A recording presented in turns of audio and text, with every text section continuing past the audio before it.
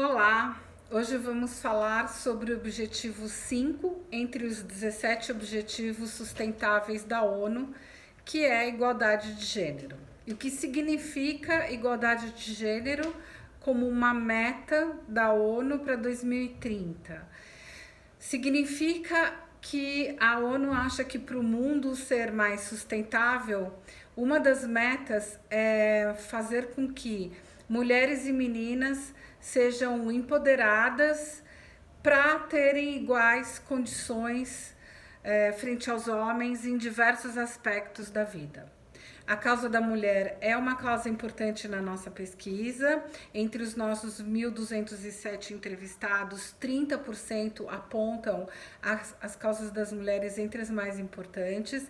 E quando a gente isola as mulheres que participaram do nosso estudo, que eram metade, 50%, a causa da mulher cresce mais ainda. 43% acha que a mulher é uma causa importante. Bom, a causa da mulher, na verdade, a luta pela igualdade de gênero da mulher é uma luta antiga. Na verdade, ela é ancestral, ela vem desde sempre. Porém, de forma mais organizada e coletiva, ela começa no final do século XVIII, na era industrial, com as sufragistas. Depois, entre os anos 60 e 70, a gente tem a Revolução Feminista, que é uma revolução que vai além da questão do trabalho, que vem falar sobre liberdade sexual, sobre controle de natalidade e outros direitos da mulher.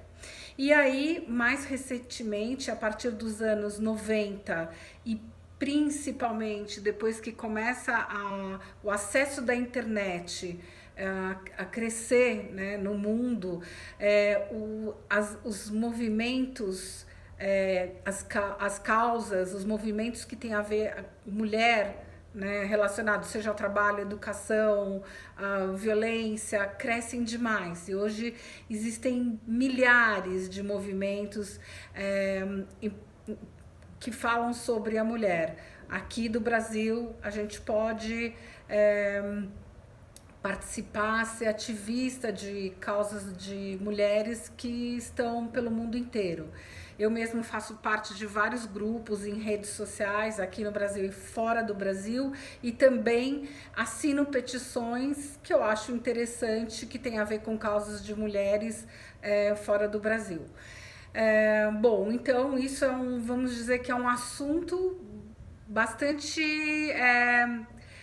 em alta, né? Hoje em dia, a causa da mulher. Bom, se a gente for ver aqui no nosso estudo, nós tínhamos 50% de mulheres, mais do que a metade, 57% é mãe e metade trabalham. Então, vamos ver, por exemplo, agora no meio da pandemia, se tá difícil para o homem, imagina para uma mulher que trabalha e que tem filhos pequenos, né? Se não tá fácil para ninguém, imagina pra gente, né? Pra gente não, que a minha filha é grande, mas imagina para quem tem filhos pequenos, né? É uma luta bem que a gente tem que compreender que é mais difícil para a mulher. Bom, falando um pouco sobre a questão do trabalho e da renda, existe uma evolução no Brasil de mulheres com acesso ao ensino, com acesso ao trabalho, porém, na questão da renda, a mulher ainda ganha menos que o homem. Então, por exemplo, num levantamento do IBGE de 2017, olhando a faixa salarial na época até 2 salários mínimos, você tinha que a mulher fazendo o mesmo trabalho, ou seja, numa mesma função que um homem, ganhava 70%. Ou seja, fazendo a mesma coisa, o homem ganhando 30% a mais. Bom, uma outra questão do trabalho é a questão do assédio moral e sexual da mulher, né? Que também parece uma coisa que a gente não acredita que acontece, mas acontece.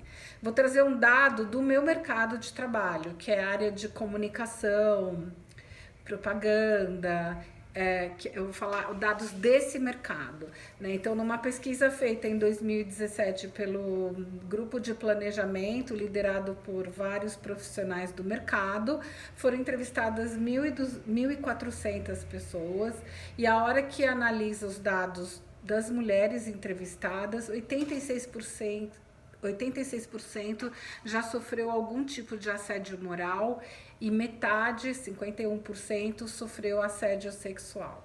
Sem contar também da questão da mulher no mercado de trabalho, também um dado dessa pesquisa do meu segmento de trabalho, 59% acredita que a sua opinião ela não é ouvida só pelo fato de ela ser mulher, né? Então, isso é uma questão que também a gente tem que levar em conta, que acontece no segmento onde eu trabalho, e se a gente for pesquisar outros segmentos na indústria, serviços, também deve estar acontecendo, porque isso acaba refletindo, né? 1.400 entrevistas é uma amostra bastante interessante e pode ser um outro número, mas acontece. Bom, fora isso, tem uma outra questão que é muito grave também, são as outras violências que a mulher sofre, né? Não só no Brasil, mas no mundo inteiro. Violência física, a violência, a exploração da mulher. Por exemplo, um dado sobre pessoas, existe tráfico de pessoas no mundo. É triste saber, mas existe. De cada 10 pessoas que são traficadas, 7 são mulheres. Outra coisa importante que tem a ver com algumas culturas, em alguns países, são as mulheres que são dadas em casamento, ainda muito novas, que não pode escolher o seu marido, que são dadas em casamento por famílias. Outra questão são mulheres que são mutiladas, ainda pequenas, que têm suas genitais mutiladas. Sem contar com o trabalho não remunerado, que muitas mulheres ainda vivem essa semi-escravidão, às vezes até numa condição familiar, às vezes numa condição de trabalho também, em todo lugar do mundo. Bom, importante saber que a gente tem, muitos países têm leis que protegem a mulher, mas 49 países do mundo não tem nenhuma lei que protege a mulher sobre nenhum desses aspectos que eu falei até agora. Bom, no Brasil, felizmente, temos leis. Temos uma lei importante que é de 2006, que é a Lei Maria da Penha, uma personagem muito importante na nossa história, na luta com a mulher. Uma mulher que ficou tetraplégica depois de ter sido agredida pelo marido. Mesmo tendo essa lei, um dado do Ministério da Saúde diz que a cada 4 minutos uma mulher sofre algum tipo de violência no Brasil, seja moral, seja física, seja sexual. E isso é muito grave. Um outro dado do Atlas da Violência, é uma pesquisa que é feita todos os anos. De 2007 para 2017, cresceu 39% o número de feminicídios, ou seja, de mulheres mortas aqui no Brasil, esse dado aqui do Brasil. E já temos um dado recente sobre o aumento da violência doméstica desde a pandemia, que foi começada a medir em março, quando a gente entrou na pandemia, até agora cresceu 44,9% a violência contra a mulher. Então, quando a gente fala sobre igualdade de gênero da mulher, o que a gente está falando? Na verdade, se a gente for estudar todas as mulheres que lutaram por mulheres, historicamente, a gente vai ver que essas mulheres lutaram por educação, por acesso à educação, por condições de trabalho, por igualdade de salário, por assédio, pela questão do voto. Até o início do século passado a mulher não podia votar. Então, se não podia votar, que dirá participar de decisões políticas que envolvem o Brasil, as nações de uma maneira geral. Felizmente, nesse ponto, de 100 anos para cá, a gente evoluiu e hoje a gente vê que alguns países, como por exemplo a Alemanha com a Angela Merkel, a Nova Zelândia com a Jacinta Ardern, também a Finlândia, a Taiwan e a Islândia, que tem líderes, né, dos países, mulheres, como elas estão dando um show na administração da pandemia, por exemplo. Então, a questão da ascensão da mulher na política dos países também é um caminho que a gente tem que percorrer, mas que a gente já tem bons exemplos para ver o quanto que a gente pode ser útil também nessa questão política, né? Eu gosto muito de falar sobre...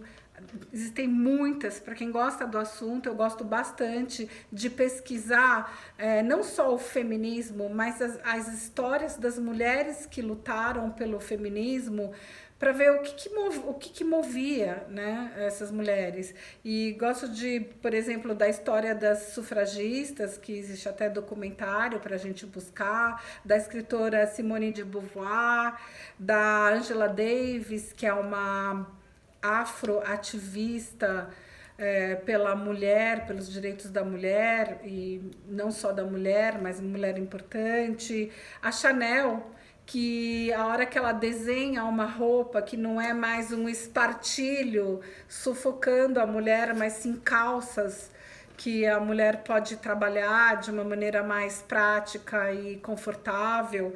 E também a nossa Pagu, que foi mulher do Oswald de Andrade, a Leila Diniz, que são figuras brasileiras muito importantes, e algumas outras figuras internacionais. E quem não ouviu falar de história de Malala, da menina ainda muito jovem, adolescente, que foge do seu país porque tudo que ela queria era estudar, e ela sofre um ataque, é perseguida e tem que viver exilada para conseguir estudar.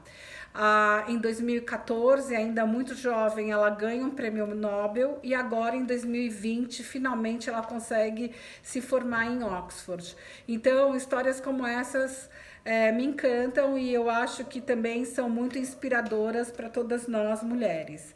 Acho importante a gente ter algum tipo de ativismo, e esse ativismo pode ser muito simples, como ajudar uma pessoa do trabalho, ajudar uma vizinha, uma mulher da nossa comunidade, seja no aspecto pessoal, seja no aspecto profissional.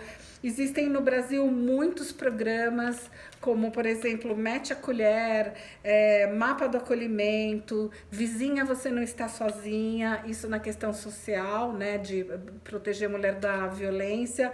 E na questão profissional existem muitos grupos nas redes sociais, e grupos grandes, como por exemplo o maravilhoso Rede Mulheres Empreendedoras, que é um projeto incrível, e as Mulheres do Brasil, outro grupo gigante, que é muito legal, que faz muito pela mulher, que quer trabalhar, que quer empreender. Fora movimentos como 3%, que são movimentos internacionais, Me Too, que falam do assédio da mulher, Women to Watch, que são as mulheres que despontam no mercado de trabalho, Find a Woman. Então, eu acho que a gente também pode fazer parte de ajudar as nossas mulheres, esse movimento que a gente chama de sororidade, que é quando uma mulher ajuda a outra mulher, que é muito, muito bacana. Mas, por último, e não menos importante, somos mães.